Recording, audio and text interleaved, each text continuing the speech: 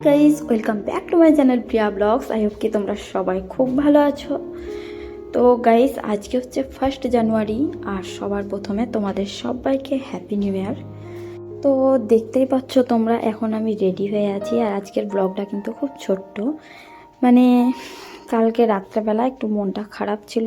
তো আমি আগে থেকেই ভাবছিলাম যে 1 জানুয়ারিতে কোনো কিছু স্পেশাল একটু করব, হলো না। তো বিকেলবেলা দেখো রেডি হয়েছি, আমি কিন্তু টাইমটাও দেখিনি যে এখন কটা বেজেছে। তো ভাবলাম যে কোথাও তো যাওয়া হলোও না, তো আর পিকনিকও করা হলো না, তো রায়গঞ্জ থেকে একটু ঘুরে আসি। তো দেখো এখানে প্রিন্স আর আমি রেডি হয়ে গিয়েছি। তো এখন কিন্তু টাইমটাও আমি দেখিনি। তো চলো আজকে ব্লগে কী কী হচ্ছে সবাই তোমাদের সাথে শেয়ার করছি, তোমরা পুরো ভিডিওটা এন্ড থেকে দেখো। আর এখানে প্রিন্সের পাপার জন্য আমি ওয়েট করছিলাম, তো কিন্তু অনেকটাই লেট করছে আজকে, আর বারবার ফোন করে বলছে যে আমি যাব না করছে। তারপরে দেখো তার সত্ত্বেও আমি রেডি হয়ে গিয়েছি। মানে সত্যি কথা বলতে এবার 1 জানুয়ারিটা আমার ভীষণই খারাপ গিয়েছে গাইস, কি বলবো। দুপুরে আমি এখনও খাওয়া দাওয়া কমপ্লিট করিনি, কিছু না বাড়িতে। আমি ভাবছিলাম যে লাঞ্চটাও বাইরে করব।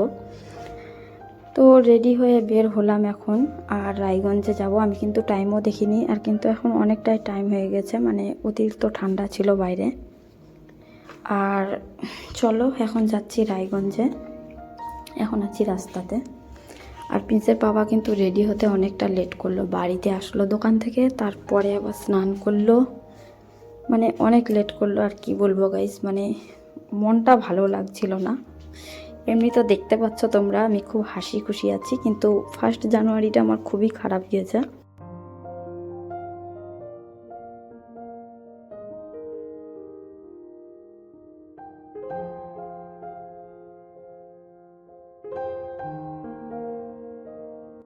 দুপুরে যেহেতু বাড়িতে খাইনি কিছু, তার জন্যই ভাবলাম যে একটা ভাতের হোটেলে ঢুকবো ভালো, মানে দুপুরের খাওয়া। এখন তো সন্ধ্যায় লেগে যাবে একটু পরে মনে হচ্ছে টাইমটা দেখে। তারপরে আমরা দেখো আনন্দ হোটেলে নামলাম প্রথমে। তো এটা হোটেল আমার ভালো লাগে, একটু পরিষ্কার পরিচ্ছন্ন লাগে। তো চলো ভিতরে যাই। আর ভিতরে গেলাম গাইস, তো আমরা দেরি করে এসেছি, তার জন্য মানে সব খাবার দাবার শেষ হয়ে গিয়েছিল। মানে প্রথমেই তো ঢুকতে একদম মনটা খারাপ হয়ে গেল আমার। খারাপ থেকেই শুরু হলো আজকের দিনটা, মানে বাড়িতেও মনটা খারাপ ছিল, তারপরে হোটেলে আসলাম, তো এখানেও খাওয়া দাওয়া শেষ। তারপরে এদিকে এসেছি আরেকটা হোটেলে, তো এটাতে মানে আগে কখনো আমরা আসিনি। তো এসে নিয়েই তো প্রথমে মানে খাবার অর্ডার করলাম, ভাত। তো এখানে চিকেন দিতে বলেছিলাম, আর চিকেনের পিসগুলো দেখো এত ছোট ছোট, আর খেতে খুব খারাপ ছিল গাইস, কি বলবো। মানে চিকেন খাচ্ছি, দুটো লোম বেরিয়ে গেছে আবার চিকেনের মধ্যে থেকে।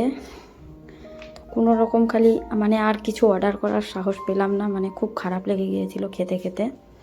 তো আমি তো আর খাইনি, একবার নিয়ে কোনো রকম খেয়ে উঠলাম। মানে সারাদিন পরে খেতে বসেছি, আবার এখানে এরকম লাগলো, আর ভালো লাগলো না।